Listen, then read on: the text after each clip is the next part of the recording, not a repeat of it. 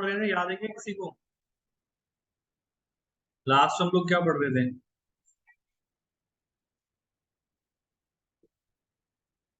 याद है क्या किसी को?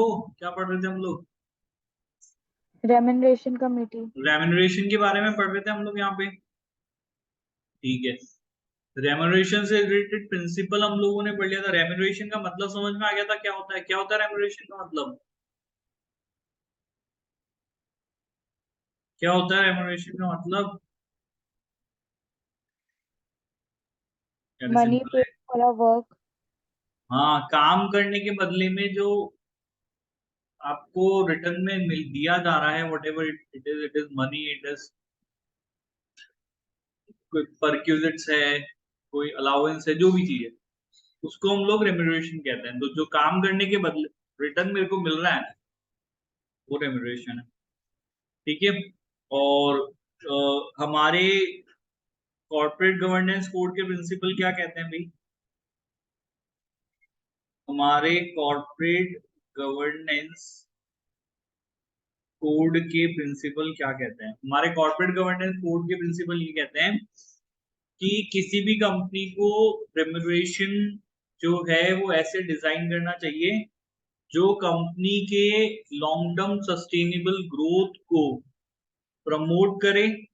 इस तरीके का आपका रेम्यूनरेशन डिसाइड होना चाहिए। बेसिकली अल्टीमेटली कंपनी को लंबे समय तक वो सस्टेन करे, लंबे समय तक उसकी जो सक्सेस है वो बनी रहे, इस तरीके का आपको रेम्यूनरेशन जो है वो प्लानिंग करनी चाहिए।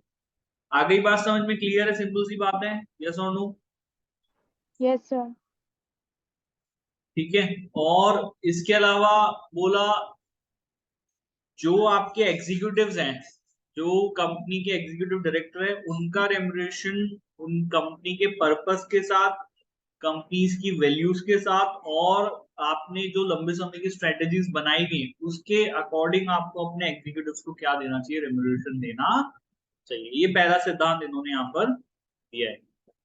Next, the board should establish formal and transparent procedure for developing the policy for executive director remuneration. तो एग्जीक्यूटिव डायरेक्टर्स को जो रेम्यूनरेशन दी जाने के लिए पॉलिसी है, वो पॉलिसी डिजाइन करने के लिए, डेवलप करने के लिए फॉर्मल और ट्रांसपेरेंट प्रोसीजर बोर्ड को सेटअप करने चाहिए। ये हमारा दूसरा प्रिंसिपल है। ये भी समझ में आ गई बात? क्लियर है? Yes or no? Yes sir. हम किसी भी डायरेक्टर को उसकी खुद का रेम्यूनरेशन डिसाइड करने में इन्वॉल्व नहीं कर सकते। आपका रेम्यूनरेशन दूसरे मिलकर के डिसाइड करेंगे, आप खुद अपना रेम्यूनरेशन डिसाइड नहीं करोगे। उसके अलावा director should exercise independent judgement and discretion when authorising remuneration, taking account of company individual performance and wider circumstances. तो जब भी कोई डायरेक्टर्स मिलकर के किसी का रेम्यूनरेशन डिसाइड करते हैं, तो आपका खुद का इंडिपेंडेंट जजमेंट और डिस्क्रिशन आपको एक्सरसाइज करना चाहिए, यूज में लेना चाहिए। और क्या ध्यान रखना चाहिए? कंपनी को ध्यान में रखते हुए, इंडिविजुअल की परफॉर्मेंस को ध्यान में रखते हुए, और बाकी दूसरी परिस्थितियों को सबको ध्यान में रखते हुए आपको जो है वो डायरेक्टर्स को जो है वो रेम्यूनरेशन डिसाइड करना चाहिए। ये हमारे सर्टेन प्रिंसिपल्स थे। फिर हमने नेक्स्ट पढ़ना चालू किया था कि भाई संबंधित प्रोविजन आपने क्या बना रखे हैं कॉर्पोरेट गवर्नेंस कोड में। इन्होंने बोला कि पहली बात, रेम्यूनरेशन डिसाइड करने के लिए एक कमेटी बनानी पड़ेगी, एक समिति बनानी पड़ेगी। ठीक है, उस कमेटी को अपन क्या कहेंगे? यहाँ पे रेम्यूनरेशन कमेटी कहेंगे। क्या कहेंगे भाई इसको यहाँ पे हम? Remuneration committee. एग्जीक्यूटिव डायरेक्टर्स का जो रेम्यूनरेशन है वो डिसाइड करने के लिए अलग से एक कमेटी होनी चाहिए। बाकी भी और भी दूसरे काम करती है कमेटी। और इस कमेटी के अंदर कम से कम 3 सदस्य आपके इंडिपेंडेंट जो हैं वो डायरेक्टर्स होंगे। नॉन एग्जीक्यूटिव डायरेक्टर्स जो कम से कम 3 आपके होने चाहिए। क्लियर है? प्रोविजन समझ में आ गया? Yes or no? Yes sir. इसके बाद चेयरमैन जो है वो खुद, जो बोर्ड का चेयरमैन है, वो कम रेम्यूनरेशन कमेटी का चेयरमैन नहीं बन सकता। बोर्ड का चेयरमैन अलग होगा, रेम्यूनरेशन कमेटी का चेयरमैन अलग होगा। ठीक है। उसके बाद डायरेक्टर्स का रेम्यूनरेशन को लेकर के जो पॉलिसी आपकी है वो कौन डिटरमाइन करेगी? फिर हमारी रेम्यूनरेशन कमेटी वो है, वो डिटरमाइन करेगी। इसके अलावा चेयरमैन का रिम्यूनरेशन है, एग्जीक्यूटिव डायरेक्टर्स का रिम्यूनरेशन है, सीनियर मैनेजमेंट का रिम्यूनरेशन, ये सारे के सारे रिम्यूनरेशन हमारी रिम्यूनरेशन कमेटी डिटरमाइन करेगी। इसके अलावा वर्कफोर्स जो रिम्यूनरेशन है, फिर जो हमारे यहाँ पे एम्प्लॉयज काम कर रहे हैं उनका भी रिम्यूनरेशन ये रिव्यू कर सकती है। उनसे उनके रिम्यूनरेशन से संबंधित पॉलिसीज, रिलेटेड पॉलिसीज आपकी जो हैं उन पॉलिसीज का भी रिव्यू करेगी। ठीक है, the committee should review workforce remuneration and related policies, taking these into account when setting the policy for executive director remuneration। कहने का मतलब क्या है कि जब हमारी, इधर ध्यान से देखना, जब हमारी रिम्यूनरेशन कमिटी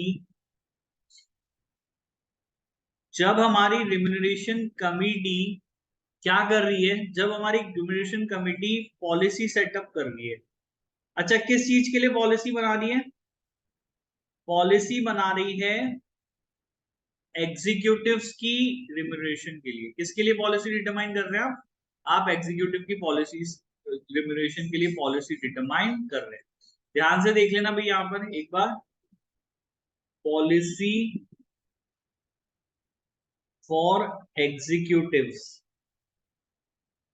तो जब आप ये पॉलिसी डिटरमाइन करेंगे तो रिम्यूनरेशन कमिटी किस चीज को ध्यान में रखेगी या रिव्यू करेगी? तो रिम्यूनरेशन कमिटी वर्कफोर्स, अच्छा आपकी जो लेबर है ना, वर्कफोर्स को आप क्या रिम्यूनरेशन दे रहे हो और उनकी रिम्यूनरेशन को लेकर के क्या पॉलिसी बनाई हुई है, ये आप क्या करेंगे उस टाइम पे रिव्यू करेंगे। कहने का मतलब देखो, ये इस चीज को इस तरीके से समझो, मैं ये कहना चाहता हूं कि भाई जब आप बोर्ड ऑफ डायरेक्टर्स के रिम्यूनरेशन की बात कर रहे हो तो क्या ये गलत नहीं है या ये सही नहीं है कि भाई आपको ये देखना चाहिए कि भैया कंपनी के जो नीचे स्तर पे एम्प्लॉयज काम कर रहे हैं उनको आप कितना पैसा दे रहे हो, या उनको पैसा देने के लिए आपने क्या पॉलिसी बना रखी है, ये देखना पड़ेगा ना। भाई ऐसा तो नहीं है कि भाई आप जो नीचे स्तर पे काम कर रहे हैं एम्प्लॉयज उनको तो बहुत कम पैसा दे रहे हैं और ऊपर जो बोर्ड ऑफ डायरेक्टर्स जो काम कर रहे हैं उनको बहुत ज्यादा पैसा दे रहे हैं, ये नहीं होना चाहिए। तो उनको जो है वो दोनों चीजों को देखना पड़ेगा। आ रही है बेटा बात समझ में यहाँ पे? Yes or no? Yes, sir. जल्दी Yes, वो sir. सबको आ गई बात समझ में? तो मैं बस इतना सा कहना चाह रहा हूँ कि जब remuneration committee whenever they are determining the remuneration, whenever they are setting the policy for the executive director, तो वो वर्कफोर्स का रिम्यूनरेशन देखें कि भाई हमारी लेबर को कितना हम पैसा दे रहे हैं और उस पैसे को देने के लिए जो भी पैसा उसको पॉलिसी क्या बना रखी है, वो रिव्यू करके फिर आप जो है वो अपने एग्जीक्यूटिव्स की जो है वो पॉलिसी बनाइए। यहाँ पर ये कहना चाह रहे हैं। क्लियरली समझ में आ गई बात यहाँ पे? हाँ Yes, sir. ठीक है। उसके अलावा एनईडी रिम्यूनरेशन, अच्छा नॉन एग्जीक्यूटिव डायरेक्टर्स का जो रिम्यूनरेशन होता है वो वो कितना समय आपको देगा और वो उसकी क्या रिस्पॉन्सिबिलिटीज है उसको ध्यान में रख के उसको दिया जाता है। अदर देन जो पैसा आप एनईडीज को इसके अलावा दे रहे होते हो और इसके अलावा और कोई पैसा उसको देना भी नहीं होता, आप कोई शेयर का ऑप्शन उसको नहीं दे सकते, आप परफॉर्मेंस रिलेटेड जो बेनिफिट्स है वो नहीं दे सकते। एक सिंपल एक सैलरी जैसे जाती है वो सैलरी जाएगी, सैलरी के कंपोनेंट्स ज्यादा नहीं होंगे, बेसिक जो जाता है वो जाएगा, तो वो जो टाइम दे रहे होते हैं वो रिस्पॉन्सिबिलिटीज होती है उसके अकॉर्डिंग, बाकी ज्यादा ऑप्शन हम उनको नहीं देते हैं। उसके अलावा remuneration scheme should promote long term share holding bye executive. अच्छा ये चीज मैं लास्ट क्लास में मैं पढ़ा चुका हूँ क्योंकि उस दिन थोड़े बच्चे कम थे, आज जाना है तो मैं थोड़ा सा वापस डिटेल में डिस्कशन कर रहा था। जो हमारे नॉन एग्जीक्यूटिव डायरेक्टर का सॉरी ये वाला point, remuneration scheme should promote long term share holding by the executive director.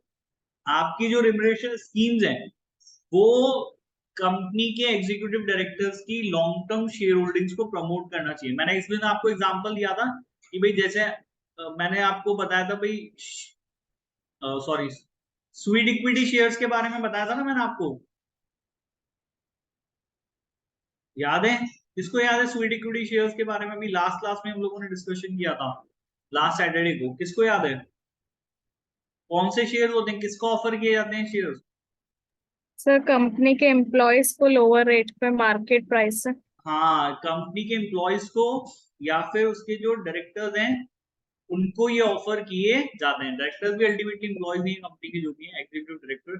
तो हम ये कह रहे हैं कि जब आप इनको ये शेयर्स जो हम उनको देते हैं, तो उसका एक क्या होना चाहिए, लॉक इन पीरियड होना चाहिए। क्या होना चाहिए उनका?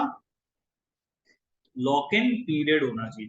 कहने का मतलब भी जब कंपनी अपने एम्प्लॉयज को या एग्जीक्यूटिव डायरेक्टर्स को शेयर दे, तो वो शेयर जो है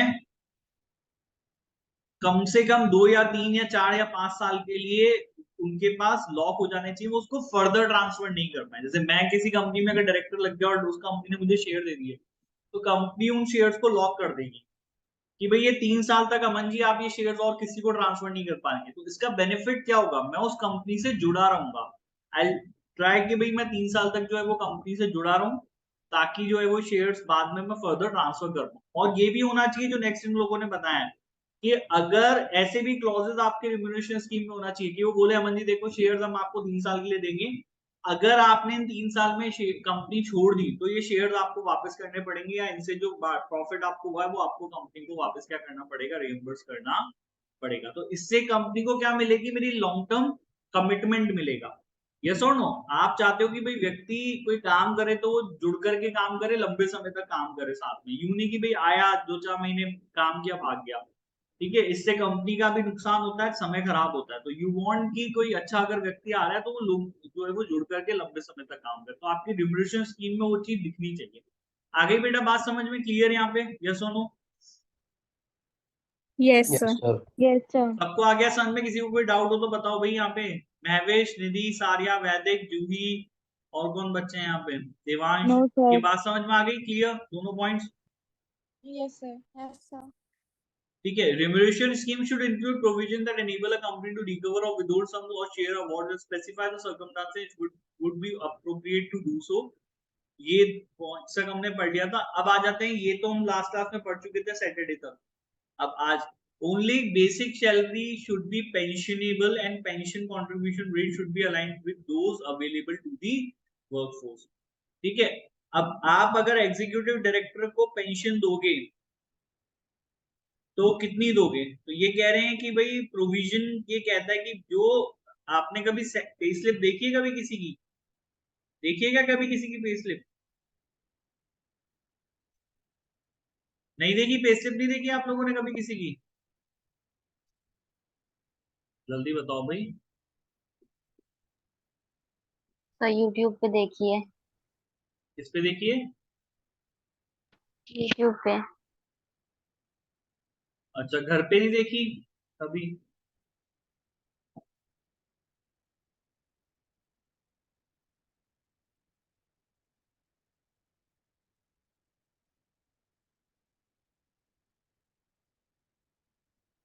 देखो ये दिख रही है पे स्लिप यहाँ पे,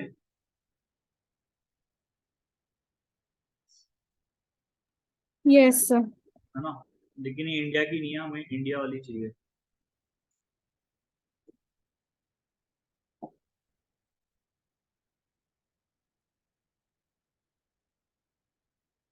देखो ये दिख रही है। अब इसमें क्या है, यहाँ पर देखो, यहाँ लिखा हुआ है बेसिक 32,500, कन्वेंस अलाउंस, ये कुछ पर्सन पे allowance, advance bonus, x gratia, PF, professional tax, income tax, ये जो डिडक्शन है दिखा है पे स्लिप में आपको? Yes or no? Yes, sir. तो अब इसकी यस बेसिक सैलरी तो खाली 32,500 है, और जबकि इसके कुछ अलाउंसेस हैं जो मिलकर के इसकी सैलरी 70,387। तो खाली बेसिक तो बहुत कम है, लेकिन बाद में दूसरे जो अलाउंसेस हैं वो सब चीजें मिलकर के जो है इसकी सैलरी को बढ़ा रहे हैं। आगे समझ में क्लियर है? Yes or no? समझ में आया कि बेसिक Yes, कम ही sir. होती है भाई, बेसिक ज्यादा नहीं होती है, बेसिक कम ही होती है। लोगों को हो सकता है कि आज की डेट में आप लाख रुपए, 2 लाख रुपए, 5 लाख रुपए, 10 लाख रुपए महीने कमाते हुए देख लो, लेकिन जब आप उनकी pay slip, whenever you will going to see their pay slip, तो आप देखोगे कि बेसिक जो सैलरी है वो तो बहुत कम है। उनको पैसा जो है वो दूसरी चीजों का दिया जा रहा होता है, या तो उनका जैसे कि परफॉर्मेंस बेस्ड इंसेंटिव उनके हो सकते हैं, काम अच्छा किया हो तो उसका पैसा हो सकता है, कोई बोनस हो सकता है, तो वो सब चीजें होती हैं। आ रही है बात समझ में क्लियर यहाँ पे? Yes or no? Yes, sir. तो ये कह रहे हैं कि जब अगर आपकी कंपनी वाकई बहुत बड़ी कंपनी हो और आप अपने एम्प्लॉयज को पेंशन ऑफर करते हो, पेंशन कब देते हैं? पेंशन कब देते हैं? जॉब से पहले, जॉब के बाद में? बाद में। बाद में, जब आपकी एक पर्टिकुलर एज हो जाती है और उसके बाद भाई एज इतनी हो चुकी है कि भाई अब ये व्यक्ति काम नहीं कर पाएगा। जनरली जैसे हमारे इंडिया में गवर्नमेंट जॉब्स के अंदर 60 इयर्स ऑफ एज है, 60 के बाद गवर्नमेंट आपको रिटायर कर देती है, रिटायरमेंट आपको हो जाता है और उसके बाद गवर्नमेंट आपको कुछ पेंशन देती है। तो वो जो पेंशन देती है ना गवर्नमेंट में, जब आप जॉब कर रहे होगे और आपको पेंशन मिल रही होगी, वो कंपैरेटिवली 1/5 हो जाती है। मतलब अगर 5 रुपए आपको सैलरी मिल रही थी तो 1 रुपए पेंशन मिलती है, इतना ज्यादा फर्क आ जाता है। ठीक है, क्योंकि भाई ये बात सही है कि अब आपके लिए आदमी काम तो करेगा ही नहीं, तो वो पेंशन जो है अल्टीमेटली बर्डन है कंपनी के ऊपर। Yes or no? आया ना? Yes sir. Ultimately it become burden. अब गवर्नमेंट में तो चलो ठीक है, किसी को कोई फर्क नहीं पड़ता, अल्टीमेटली वो तो स्टेट का पैसा है, गवर्नमेंट का पैसा है, तो वो एक अलग बात है। लेकिन प्राइवेट कंपनीज के लिए बहुत फर्क पड़ता है। तो ये क्या कह रहे हैं कि भाई जो अगर आपकी कंपनी में आप एग्जीक्यूटिव डायरेक्टर्स को पेंशन ऑफर करते हो तो वो उनकी बेसिक सैलरी से ज्यादा नहीं होती है। आप जो भी उनको पेंशन दोगे वो बेसिक सैलरी के बराबर ही। आगे कोई बात समझ में क्लियर है? Yes or no? जल्दी बताओ, आया ना? आ गया समझ में? यहाँ पे कितनी दोगे आप भाई पेंशन? एक बेसिक, उनकी जो बेसिक सैलरी होती है उससे ज्यादा आप उनको क्या नहीं देंगे? पेंशन नहीं देंगे। आ गया समझ में? हाँ या ना? जल्दी बताओ। Yes sir. Yes, sir. ठीक है। And the pension contribution rate should be allowed with those available to the workforce. Pension contribution rate, अब ये भी आप लोग समझिए, जब व्यक्ति अपनी जॉब में होता है और जब उसको सैलरी देते हैं तो कुछ पैसा आपकी सैलरी में से काट लिया जाता है, ये बोल करके कि भाई ये पेंशन के लिए हम लोग पैसा काट रहे हैं, जब आप रिटायर होंगे तो रिटायरमेंट के बाद हम आपको क्या करेंगे? आपकी पेंशन में पैसा दे देंगे। इंडिया में भी ऐसा ही होता है, गवर्नमेंट जॉब में भी इवन ऐसा होता है। नेशनल पेंशन स्कीम करके है हम इंडिया में, उसमें जब गवर्नमेंट एम्प्लॉयज की सैलरी आती है तो वो एनपीएस का डिडक्शन कर लेते हैं स्कीम में। तो वो पैसा, जैसे अगर लाख रुपए सैलरी आ रही है तो महीने के 2,000 रुपए आपके एनपीएस में कट के चल जाएंगे। साल के 24,000 हो गए, 30 साल नौकरी करे तो उसके हिसाब से अच्छा खासा पैसा हो जाता है। और जब आपको पेंशन देते हैं तो वो जो पैसा उन्होंने आपकी सैलरी में से डिडक्ट करके रखा है उसी में से वो आपको पेंशन दे देते हैं। तो अल्टीमेटली इंडिया में भी अब पेंशन कोई बर्डन नहीं है, आपने एम्प्लॉय की सैलरी में से ही काटा है, उसी का पैसा है। ठीक है, उसके लिए एक सेविंग हो गई जो उसके बुढ़ापे में काम आ जाएगी। तो अब अगर आप अपने एग्जीक्यूटिव डायरेक्टर की सैलरी में से पेंशन का कुछ अगर कंट्रीब्यूशन डिडक्ट कर रहे हो, वो कितना होना चाहिए? तो इन्होंने उसका एक स्टैंडर्ड दिया है कि भाई जो बाकी एम्प्लॉयज की सैलरी में से आप डिडक्शन करते हैं, फॉर एग्जांपल कि अगर आप अपने एम्प्लॉयज की सैलरी में से 2% पेंशन के लिए काटते हैं तो आपको अपने एग्जीक्यूटिव डायरेक्टर्स की सैलरी में से भी 2% पैसा जो है वो पेंशन का काटना चाहिए, वो कम नहीं होना चाहिए। आगे बेटा बात समझ में क्लियर है यहाँ पे? Yes or no? आई बात Yes, समझ में sir. सबको? Yes sir. ठीक है। तो पेंशन को लेकर के दो बातें इन्होंने बोली है, प्रोविजन दिया है कि भाई पहली बात तो पेंशन एग्जीक्यूटिव डायरेक्टर्स की वो बेसिक सैलरी से ज्यादा नहीं होगी, और पेंशन कंट्रीब्यूशन रेट जो है, जो आपकी वर्कफोर्स को अवेलेबल है, जितना पैसा आप अपनी वर्कफोर्स से काट रहे हैं उतना पैसा आपको एग्जीक्यूटिव डायरेक्टर्स से काटना चाहिए। क्लियर है? समझ में आई बात यहाँ पे बेटा? Yes or no? Yes, sir. Yes sir. ये नोटिस और contract period should be 1 year or less. अब आप बात कर लेते हैं नोटिस और कॉन्ट्रैक्ट पीरियड की। अब जब आप किसी कंपनी में नौकरी करने जाओगे तो आप देखोगे कि कई कंपनीज कॉन्ट्रैक्ट आपसे साइन कराती हैं कि भाई कम से कम इतने साल आपको नौकरी करनी पड़ेगी। ठीक है, तो ये कह रहे हैं कि 1 साल या उससे कम का होना चाहिए। नोटिस और contract period should be 1 year. तो 1 साल से ज्यादा का आपको अपने एम्प्लॉयज के साथ या एग्जीक्यूटिव डायरेक्टर्स के साथ जो है वो कॉन्ट्रैक्ट नहीं करना चाहिए।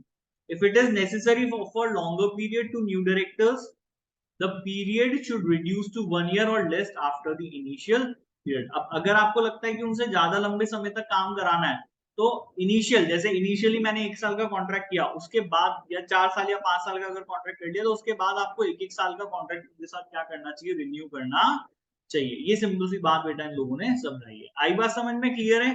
Yes or no?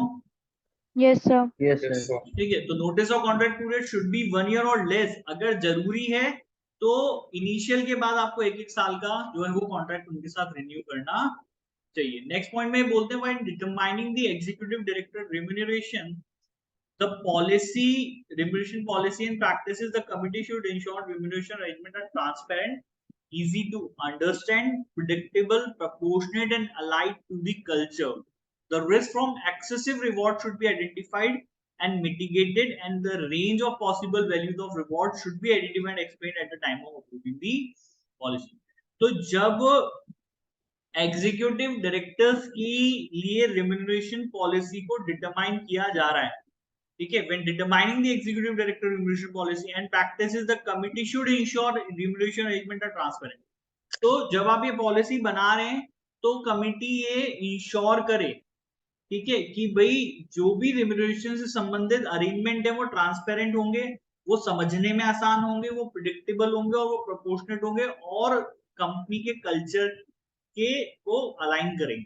अलाइन मतलब उनके हिसाब से होंगे, ठीक है।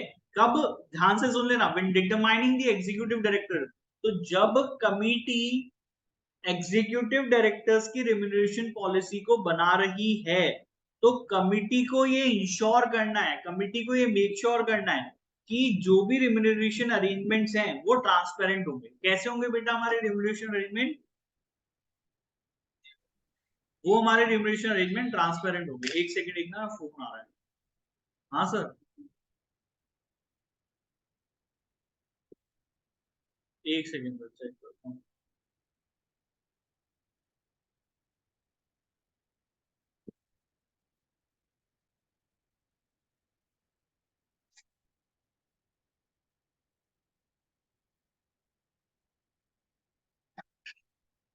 हाँ सर, वो पेटीएम पेमेंट्स में है। हम्म,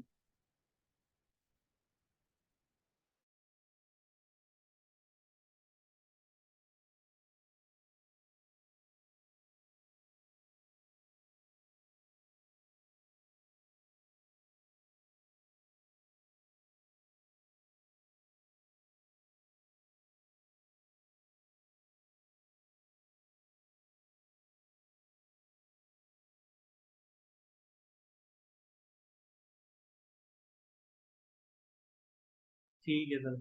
हाँ हाँ हाँ, ठीक है सर। हाँ नहीं, वो तो आज वो देख ही लिए थे कि ये चीजें आप चेक कर लो और फिर फाइलिंग करेंगे। हाँ।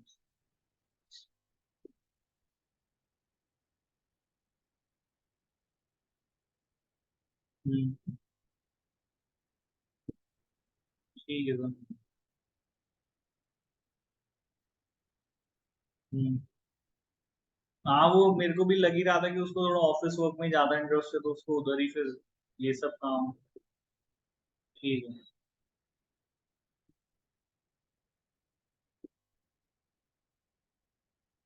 हाँ सर, ठीक है सर। हाँ कुछ काम ज्यादा कोर्ट में तो है नहीं। हाँ सर, ठीक है।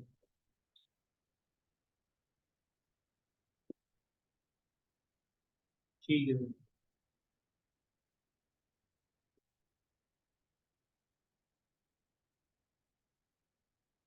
ठीक है सर।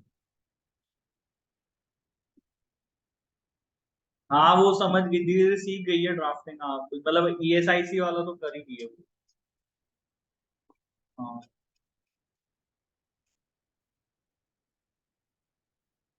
ठीक है।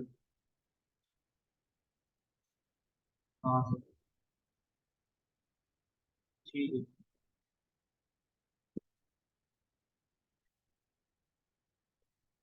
हाँ सर।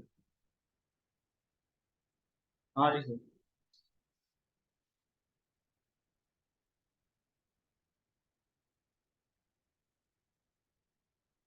हाँ जी सर।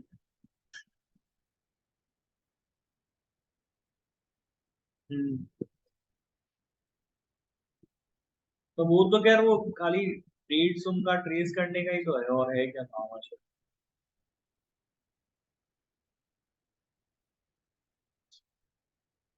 वो तो वैसे ही धीरे धीरे हम हो ही गए, हम जाते ही हैं अपने फाइलों में तो अपन ही जा रहे हैं।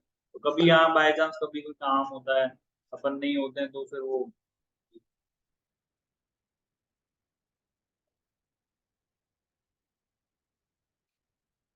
हाँ वो तो खैर बिल्कुल अर्जेंसी आ जाए तो एक बार से।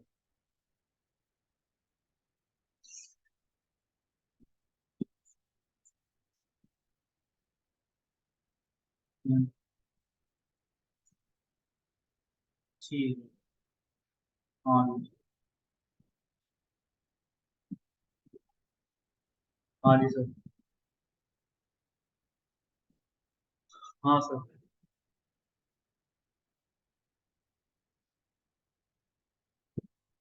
हाँ सर, लेकिन वही है, वो भी वो समझ नहीं पा रहे वो। हाँ, उनकी अपनी लिमिटेशन है, हम वो अकॉर्डिंगली कैसे करेंगे, क्या करेंगे।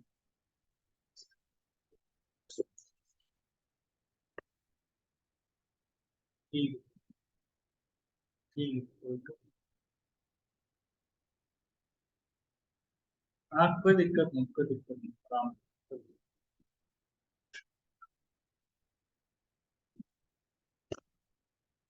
हाँ, तो वही, sorry for the interruption in between. तो मैं ये बात कर रहा था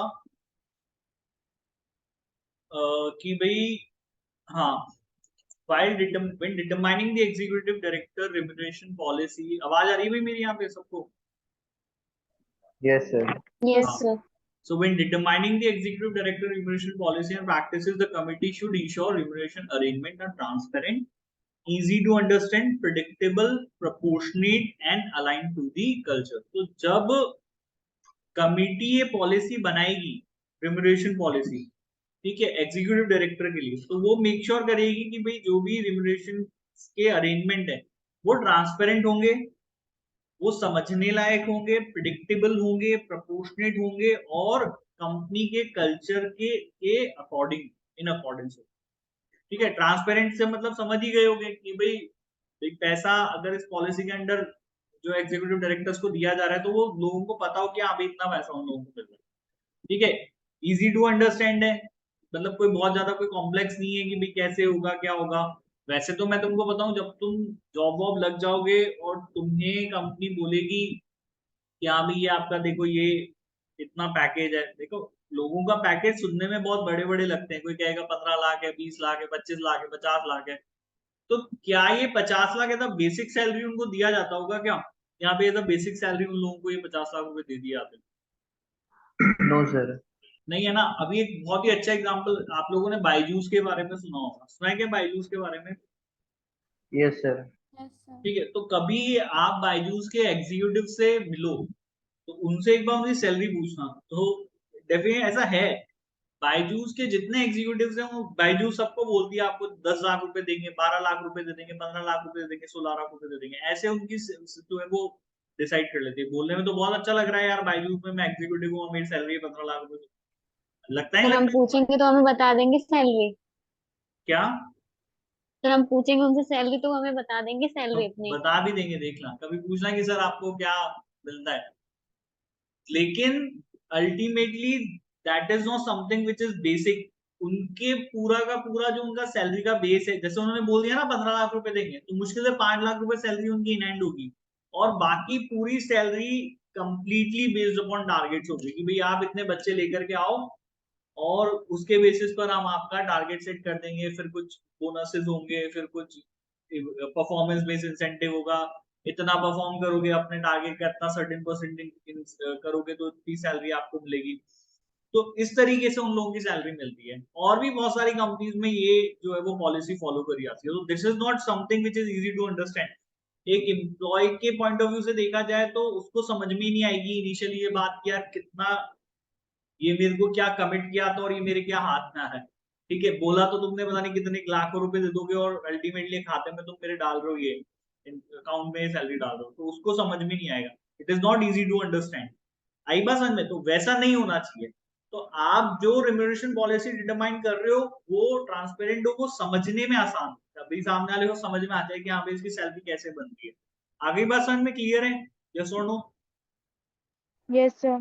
तो easy to understand, predictable, Yes, sir. Proportionate and align to the culture. तो कंपनी का कल्चर है उसके हिसाब से, उसके प्रोपोर्शन में, उसके प्रिडिक्शन में हम आपको क्या देंगे, वो आपकी रिम्यूनरेशन अरेंजमेंट आपके होने चाहिए। क्लियर? आगे बात समझ में, इतना पैरा समझ में आया ये वाला? Yes or no? Yes, sir. ठीक है, यहाँ पर ये बोल रहे हैं भाई पॉलिसी बनाते वक्त आप ये अरेंजमेंट ध्यान में रखेंगे, और कंपनी को एक्सेसिव रिवॉर्ड्स के रिस्क को आइडेंटिफाई करना चाहिए और उसको मिटिगेट। भाई ऐसा नहीं होना चाहिए कि भाई कंपनी अपने को एक लिमिट से ज्यादा पैसा दे रही है। ठीक है, and mitigate the range of possible values of reward should be identified and explained at the time of approving the values. ठीक है, तो कंपनी को एक्सेसिव रिवॉर्ड्स, मतलब ये नहीं हो कि कंपनी बहुत ज्यादा रिवॉर्ड अपने एग्जीक्यूटिव डायरेक्टर्स को कर रही है जो उसकी लिमिट से बाहर है, ठीक है, ये इन लोगों ने यहाँ पर समझाया है। क्लियरली समझ में आ गई बात यहाँ पे, यस और नो? आगे पैराग्राफ समझ में, जल्दी बताओ हाँ या ना, जल्दी बताओ भाई, हाँ भाई हाँ या ना। गर्विता, गर्वित, निधि, देवांश, जूही, सबको समझ में आया ये point? Yes sir. Yes, sir. ठीक है, नेक्स्ट हम लोग आते हैं the work of the remuneration committee should be describe. अब वापस से देखो, सब कमिटी के साथ मैंने अल्टीमेटली ये चीज ध्यान रखना था, कमिटी की जो भी जिम्मेदारियां हैं और उन जिम्मेदारियों को कैसे निभा रही है, वो पूरी चीज आपको एनुअल रिपोर्ट में जो है वो बताना। आपको ये भी बताना पड़ेगा कि भाई हमारी रिस्पॉन्सिबिलिटीज क्या थी, और आपको ये भी बताना पड़ेगा कि हमने उन रिस्पॉन्सिबिलिटीज को कैसे पूरा किया है। तो अपने काम को किस में डिस्क्राइब करेंगे? एनुअल रिपोर्ट में डिस्क्राइब करेंगे। और ये अपन ने चैप्टर से शुरू में पढ़ा, चाहे हमने नॉमिनेशन कमेटी के बारे में पढ़ा है, चाहे हमने ऑडिट कमेटी के बारे में पढ़ा, चाहे हमने रिस्क कमेटी के बारे में पढ़ा, चाहे हमने रिम्यूनरेशन कमेटी के बारे में, ये सबके साथ कॉमन है कि आपको ये बताना पड़ेगा कि भाई हम लोगों ने क्या काम, हमारी रिस्पॉन्सिबिलिटी थी और क्या काम हम लोगों ने किया है। आगे समझ में क्लियर है यहाँ पे, yes or no? Yes, sir. ठीक है, बाकी ज्यादा कुछ है नहीं इसके अंदर, छोटा सा रीड कर लेते हैं। The role of the remuneration committee is to set the remuneration packages for the chair, executive director, senior management. तो रोल है आपके chairman, executive director, senior management का रिम्यूनरेशन पैकेज जो है वो उसको सेट करना। This is to ensure that they are paid fairly but not excessively। और ये इसलिए कि भाई हम चाहते हैं कि फेयर आपको रिम्यूनरेशन मिले, एक्सेसिव नहीं, ठीक है। उसके बारे में अपन ने पढ़ाई था, कंपनी के बारे में इन लोगों ने बताया था, कॉर्पोरेट गवर्नेंस कोड को जो हमने पढ़ाया था कि वो कंपनी जो है वो बंद हो गई, मतलब कंपनी नुकसान में चल रही है और एग्जीक्यूटिव डायरेक्टर्स फिर भी अच्छा खासा मोटा पैसा उठा रहे हैं। आ रही बात समझ में? तुम्हें क्या लगता है कि जो एग्जीक्यूटिव डायरेक्टर्स होते होंगे ऐसे लिस्टेड कंपनी के, उनके पैकेजेस कितने होते होंगे? मतलब क्योंकि कॉर्पोरेट गवर्नेंस कोड तो बेसिकली है ही एफटीएससी 350 कंपनीज के ऊपर एप्लीकेबल, तो सब बहुत बड़ी कंपनीज हैं, मतलब लगभग गूगल जैसी बड़ी कंपनियों की हम बात कर रहे हैं। तो गूगल के चेयरमैन तो वैसे आपको पता है हमारे इंडियन ओरिजिन ही है, क्या नाम है उनका? गूगल, सुंदर पिचाई, पता नहीं पता? Yes sir. Yes sir. तो सुंदर पिचाई का क्या पैकेज होगा, कितनी सैलरी वो लेते होंगे वहां से, पता है किसी को? कोर्स में है, करोड़ है सर। अरे करोड़ तो है, कितने करोड़? 1 करोड़, 2 करोड़, 10 करोड़, 15 करोड़, 20 करोड़, कितनी सैलरी होगी? कोई आइडिया? किसी को कोई आइडिया नहीं है? चलो कोई बात नहीं, लगभग 350 करोड़ के आसपास। कितने कितने सुंदर पिचाई की सैलरी होगी? लगभग 350 करोड़ के आसपास। तो ये कोई छोटा मोटा अमाउंट तो नहीं है ना, यस और नो? क्योंकि वो तो चलो गूगल एक बहुत बड़ी कंपनी है, लेकिन जब, क्योंकि कॉर्पोरेट गवर्नेंस कोड ऐसी ही कंपनियों के लिए बनाया गया है, ठीक है। एफटीएससी 350 जैसे इंडिया में भी अगर हम बात करेंगे, रिलायंस है, एयरटेल है, तो इनके जो बोर्ड ऑफ डायरेक्टर्स होते हैं, इनकी सैलरी कोई करोड़ 2 करोड़ नहीं होती है बेटा, इन लोगों की सैलरी होती है हंड्रेड्स ऑफ करोड़ के अंदर। इतना पैसा ये लोग रेम्यूनरेशन एज अ लेते हैं, 50 करोड़ 60 करोड़ साल का, इतना सैलरी का पैकेज इन लोगों का होता है। और ये पूरा बेसिक नहीं है, अगेन मैं आप लोगों को बताऊंगा, it is all performance based, ये सब चीजें होती हैं, ठीक है। तो आप सोचो कि कई कंपनी अगर नुकसान में चल रही है और उनके एग्जीक्यूटिव डायरेक्टर इतना सैलरी विड्रॉ कर रहे हैं, ठीक है, तो फिर ये कंपनी को और वो जो इन्वेस्टर लोग हैं उनको बेवकूफ बनाया जा रहा है और कुछ नहीं किया जा रहा। भाई पैसा तो आपकी जेब में कहां से आ रहा है? सैलरी आप कहां से दोगे? इन्वेस्टर के पैसे से ही तो दोगे अगर कंपनी लॉस में चल रही है। कहां? ये सुनो, कंपनी के अगर प्रॉफिट्स नहीं हो, कंपनी अगर लॉस में चल रही है, तो ये पैसा किसका जेब, आपकी जेब में जा रहा है, ये इन्वेस्टर का पैसा जेब में जा रहा है। और हम ऐसा नहीं चाहते, हम चाहते हैं ट्रांसपेरेंसी बनी रहे। आगे बेटा बात समझ में क्लियर यहाँ पे? Yes, sir. Yes sir. ठीक है, तो ये इन लोगों ने बेसिकली यहाँ पर समझा है। इसके एडवांटेजेस हैं, decisions are based on agreement of several people, reducing the risk of bribes of director return for a higher package। तो क्योंकि जब कमेटी होगी, समिति होगी, तो फिर वो निर्णय बहुत सारे लोगों का होगा, इससे डायरेक्टर की करप्शन जैसी चीज है। मतलब हो सकता है कि हाँ भाई मैं बोलूं कि भाई मेरे को इतनी सैलरी अगर आप डिसाइड कर दोगे तो मैं आपको इतना पैसा दे दूंगा, ये सब चीजों। नो डायरेक्टर इन सेटिंग, कोई भी डायरेक्टर अपने खुद के पे सेट करने में इन्वॉल्व नहीं है। इससे जो एक्सेसिव पैसा वो लोग विड्रॉ कर सकते थे वो आपका रुक जाएगा। Long term performance related element will be included to avoid the risk that directors are rewarded for poor performance or rewarded for taking decisions which may have a positive outcome in the short term but would not be good from long term. तो company के long term performance related elements अगर आप remuneration policy में डालोगे तो इससे director की poor performance का जो रिस्क है वो हट जाएगा। भाई जब उसको पता है कि मुझे लंबे समय तक यहाँ पे रहना है तो फिर तो मैं क्या करूंगा, फिर तो मैं ढंग से काम करूंगा। कभी होटल में जाते हो और तुम तुम्हारे घर में रहते हो, तो जब आप होटल में जाके रहते हो ना आपको पता होता है कि मुझे एक दिन रहना है, तो जैसे रह रहे हैं जो चीज जाते हो होटल में तो हम जैसे गद्दा पड़ा है, कहीं टावल पड़ा है, गंदगी पड़ी है, करते हैं लोग बाग ये सब चीजें होटल जाते हैं तो। Yes or no? Yes sir. ये चीज देखी नहीं कॉमनली कि भाई आप किसी जगह पे अगर एक दो दिन के लिए हो तो फिर आपको फर्क नहीं पड़ता उस जगह की इंप्रूवमेंट से ना, कि उस जगह पे क्या हो रहा है। लेकिन जब आपको पता है कि यार मुझे रहना ही यही है लंबे समय तक, then what we will do कि नहीं यार भाई क्योंकि मुझे यही रहना है तो ये जरूरी है कि फिर इस जगह को मेंटेन किया जाए। ये सुनो, इस जगह के बेटरमेंट से मेरा बेटरमेंट है। तो कंपनी के साथ जो जुड़े हुए लोग हैं और अगर आपकी रिम्यूनरेशन पॉलिसी ऐसी है कि आपने उनको लंबे समय तक के लिए रोक लिया उस पॉलिसी से, तो फिर वो बेटरमेंट के लिए काम करेंगे, वो पुअर परफॉर्मेंस नहीं करेंगे। ठीक है ना? अब अगर किसी कहीं पे तुम्हारी नौकरी लग जाए और तुम ऐसे हो जाओ यार अभी 2 महीने छोड़ के जाना है, तो फिर तुम जो बोलोगे आग लगे कंपनी में, अपन को तो अपना आना है 8 घंटे निकालना है और 2 महीने कैसे भी करके जाना है। Yes or no? होगा नहीं होगा ऐसा? Yes, sir. जल्दी Yes, बताओ। sir. लेकिन अगर आपको पता लगे कि यार 5 साल इस कंपनी में निकालने ही निकालने कैसे, और अगर नहीं निकाल पाया और कल को ये कंपनी बंद हो गई तो भैया मैं क्या जाऊंगा, तो आप उस कंपनी के लिए काम करेंगे, आपकी परफॉर्मेंस आप देंगे। Yes or no? आगे भी बात समझ में आप clearly? Yes, sir. Yes, sir.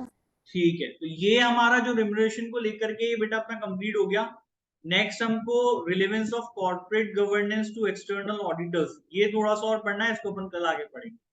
ठीक है भाई, आज के लिए सफिशिएंट है इतना? Yes sir. आ गया क्या? आया ना? जल्दी बताओ, ज्यादा कुछ बचा नहीं है, थोड़ा सा पढ़ेंगे 10-15 मिनट का, ये चैप्टर खत्म हो जाएगा अपना। पर फिर कल से या परसों से नया चैप्टर चालू करें। क्लियर है? समझ में आया यहाँ तक? Yes or no? Yes sir. Yes, sir. चलो ठीक है, फिर आज की क्लास को खत्म करते हैं। Bye, good night. मैं कर दूंगा आज बाकी क्लास अपलोड, अभी बैठ के करता हूँ।